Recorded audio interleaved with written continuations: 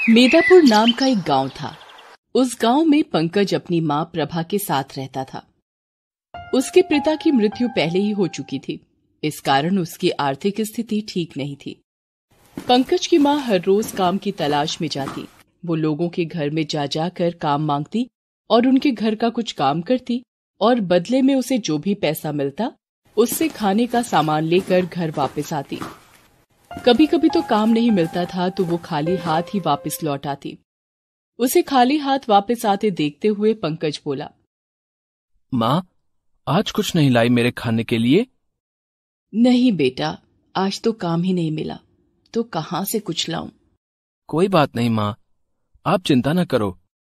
आज मुझे भूख नहीं लगी है। आप और हम आज पानी पीकर ही सो जाएंगे। अपने बेटे की बात सुनकर माँ ने उसे सीने से लगा लिया और उसकी आंखों में आंसू निकल गए। बेटा, आज तेरे पिताजी जिंदा होते तो हमें ये दिन नहीं देखना पड़ता। कोई बात नहीं माँ, जब मैं बड़ा हो जाऊंगा ना, तब मैं तुम्हें ढेर सारा पैसा कमा कर दूंगा, तो तुम्हें कोई भी दुख नहीं होगा। फिर हम खुशी खुशी रहेंगे। अरे मेरा बेटा, भगवान तुझे लंबी उम्र दे। फिर दोनों पानी पीकर सो जाते हैं। अगले दिन जब सोकर उठती है तो देखती है कि उसके बेटे को बहुत तेज बुखार चढ़ जाता है। वो मन ही मन कहती है, हे भगवान, ये तुमने हमें कैसी जिंदगी दी है। इससे अच्छा होता कि मुझे भी मार डालते। रात को भोजन भी नसीब नहीं हुआ और अब मेरे बेटे की तबीयत खराब हो गई। अब मैं क्या करूं, तू ही बता। फिर वो भागे भागे अपने पड़ोसन के यहाँ जाती है और उससे कहती है, अरे ओ बहन, जल्दी से दरवाजा खोलो।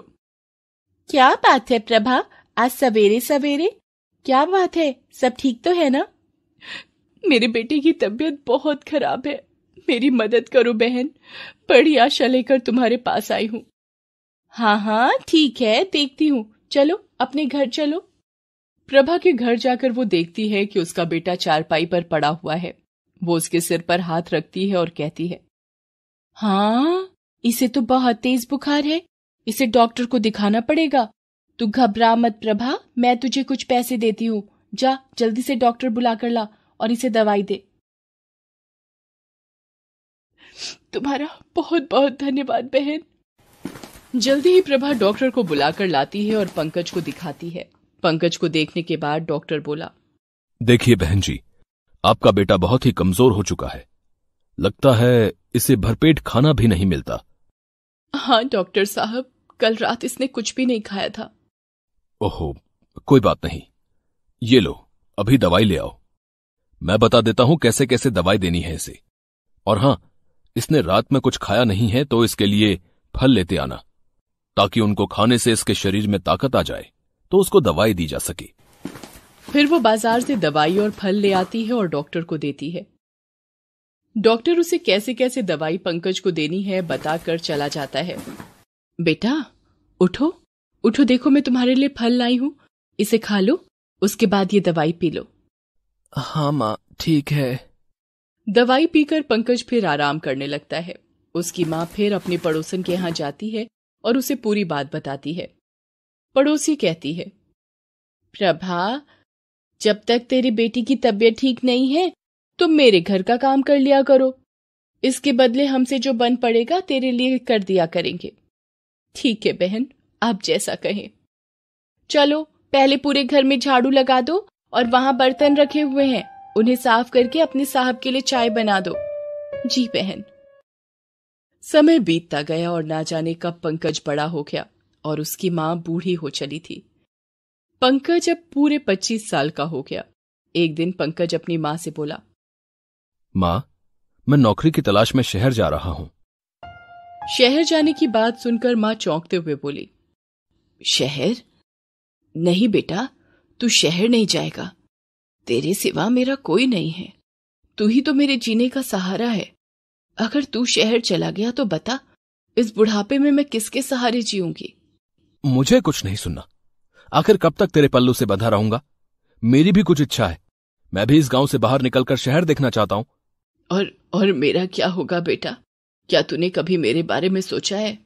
मुझे नहीं पता, बस मैं तो जल्दी ही शहर जाऊंगा। हाँ, और कोई नौकरी करूंगा ताकि तुम्हें लोगों के घर जा जाकर काम ना करना पड़े। नहीं बेटा, तेरे ना रहने पर मैं मर जाऊंगी बेटा, ऐसा मत करना। मां, मैंने ठान लिया है। अब मैं शहर में एक नौकरी करूंगा और तुम्हारे लिए खूब सारे पैसे कमाऊंगा और भेजूंगा। नहीं बेटा, मुझे तेरे पैसे नहीं चाहिए, बल्कि तू चाहिए। अब तो पहले एक इच्छा बाकी है कि तेरी शादी हो जाए। बस मरने से पहले ऐसा कर दे बेटा, ताकि मैं निश्चिंत होकर मर सकूं। क्या कह रही हो मां? अभी तो अपने खाने का ठिकाना नहीं है। और मां, तुम शादी के सपने देख रही हो? नहीं मां, अभी तो यह संभव नहीं है। एक दिन चुपके से पंकज गांव से शहर की बस पकड़कर चला जाता है। माँ को जब इस बात का पता चलता है तो वो खूब रोती है। उसका रोना सुनकर आसपास भीड़ जमा हो जाती है। लो भैया, लो सुनो, बेटा अपनी मां को अकेला छोड़कर नौकरी करने गया है। उसने ये सही नहीं किया। अगर जाना था तो इस बूढ़ी मां को भी अपने साथ ले जाता। बताओ, अब ये किसके सहारे जिएगी? हाँ भैया, कह तो ऐसे रहे हो जैसे शहर में उसका कोई आलीशान घर हो, जहां वो इस अभागी को रखता है। वो घर से भाग गया है इसे खिलाने पिलाने के बारे में सोचकर। उसकी बातें सुनकर रोती हुई प्रभा बोली, नहीं भैया, वो तो अपनी माँ के लिए कमाने गया है। मुझे अकेला छोड़कर उसने जो सोचा होगा सही होगा। कुछ समय बीत जाने के बाद पंकज की नौकरी शहर में लग जाती है और वो अच्छे खासे पैसे कमाने लगता है। अब उसे अपनी माँ की याद नहीं आती। उसने एक सुंदर लड़की उमा देखकर शादी भी कर ली होती है। पंकज ने अपनी माँ के बारे में उसे सब बता दिया। वो कहाँ का रहने वाला है और कहाँ से आया है, ये सारी बात वो उमा को बता देता है। लेकिन वो अपनी शादी की बात अपनी माँ को नहीं बताता। नौकरी पर जाते समय एक दिन अचानक पंकज को चक्कर आता है और वो धड़ाम से सड़क पर गिर पड़ता है। सड़क पर चल रहे लोगों ने उसे अस्पताल में एडमिट करा दिया और फिर उसकी पत्नी को इस बारे में सूचना दी। हेलो, आप पंकज की पत्नी बोल रही हैं क्या? हाँ, बोल रही हूँ। और आप कौन? मैं सिटी हॉस्पिटल से डॉक्टर सुरेश सक्सेना बोल रहा हूँ। आपके पति की तबीयत अचानक खराब हो गई है। आप यहाँ आकर मुझसे शीघ्र मिलो। ठीक है डॉक्टर साहब, मैं जल्दी ही पहुंचती हूँ। उमा अस्पताल पहुंचकर डॉक्टर सुरेश सक्सेना से मिलती है।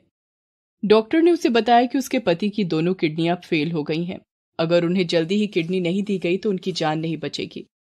डॉक्टर साहब, आप कोई भी इंतजाम कीजिए, मेरे पति को बचा लीजिए। ठीक है, अगर कोई डोनर मिलता है तो मैं आपको जल्दी बताता हूँ। डॉक्टर साहब, इसमें खर्चा कितना आएगा? अभी कुछ नहीं कह सकता, फिर भी 5 से 10 लाख भी लग सकते हैं। आप पैसे का इंतजाम कीजिए और हम किडनी डोनर का, ठीक है? डॉक्टर की बात सुनकर उमा मन ही मन सोचने लगती है, हे भगवान, घर में तो कुल मिला जुलाकर 2 ही लाख होंगे और मेरे पास भी कुछ नहीं है। डोनर मिलने के बाद डॉक्टर ने उमा से कहा, उमा जी, डोनर मिल गया है। आप जल्दी से 6 लाख रुपए लेकर जल्दी ही अस्पताल पहुंचिए। उमा अस्पताल पहुंचती है और डॉक्टर से बोलती है, डॉक्टर साहब, 2 लाख से ज्यादा पैसा नहीं हो पाया है, आप इससे ही काम चला लीजिए। क्या कह रही हो उमा? पैसे मुझे नहीं बल्कि डोनर को चाहिए। बाकी हमारा खर्चा तो अलग होगा। आपको 1 सप्ताह का समय देता हूं, इंतजाम कर लो, नहीं तो फिर हमें दोष मत देना। 1 सप्ताह के बाद डॉक्टर ने उमा को फोन कर अस्पताल बुलाया। हाँ उमा, तो ले आई पैसे आप? नहीं डॉक्टर साहब, 2 लाख से ज्यादा नहीं है, अब मैं क्या करूं? एक उपाय है उमा, बोलो तो कहूं। तुम्हारे पैसे भी बच जाएंगे और तुम्हारा पति भी। वो क्या है डॉक्टर साहब, जल्दी बताइए ना। आप अपनी 1 किडनी दान कर दो। आपकी 1 किडनी आपके पति को लगा देता हूं। नहीं नहीं, मैं नहीं दे सकती इनको किडनी। आप कोई और उपाय हो तो बताइए। पंकज की जान बचाने के लिए अगर 2 दिन से ज्यादा और समय लगा तो मैं भी कुछ नहीं कर पाऊंगा। बाकी आप देख लो, नहीं तो कोई रिश्तेदार या परिचित हो तो उन्हें अपनी 1 किडनी दान देने को कहो, फिर इनकी जान बच सकती है। हाँ डॉक्टर, इनकी माँ के अलावा और कोई भी नहीं है इनका। इनके पिता तो पहले ही मर चुके हैं। लेकिन माँ की तो उम्र हो चुकी होगी ना? हाँ, बस मरने की ही उम्र हो रही है।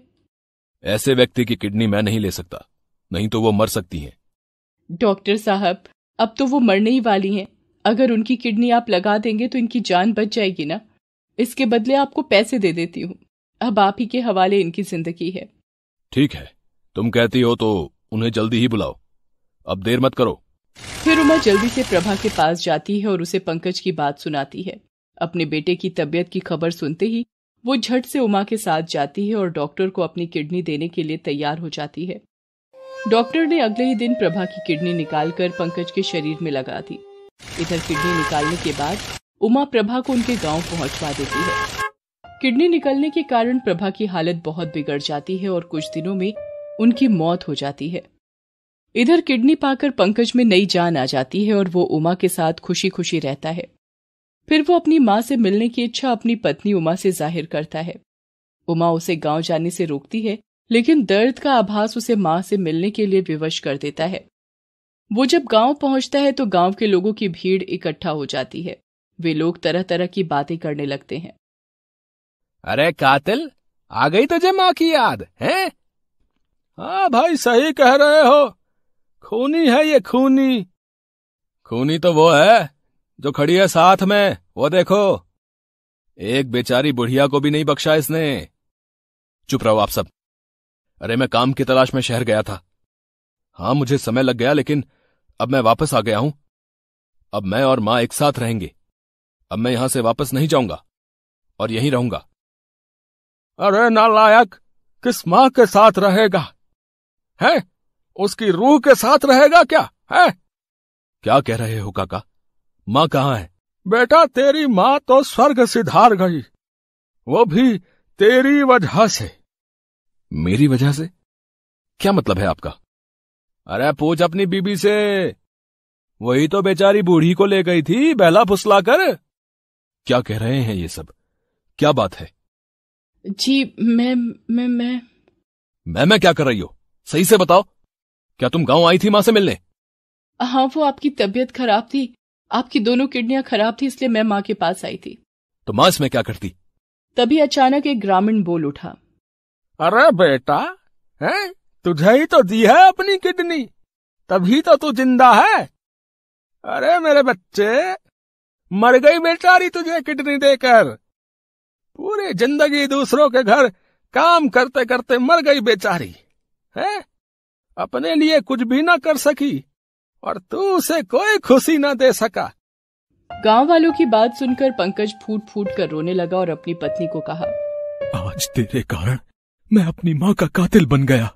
अरे मर जाने दिया होता मुझे, कम से कम अपनी माँ को कोई खुशी न दे सका, उसे उसकी बहू तो दे सकता, लेकिन तूने मुझे इस काबिल भी नहीं छोड़ा। इतना कहकर वो धड़ाम से नीचे गिर पड़ा और उसके मुंह से खून निकला और उसकी जीवन लीला भी समाप्त हो गई।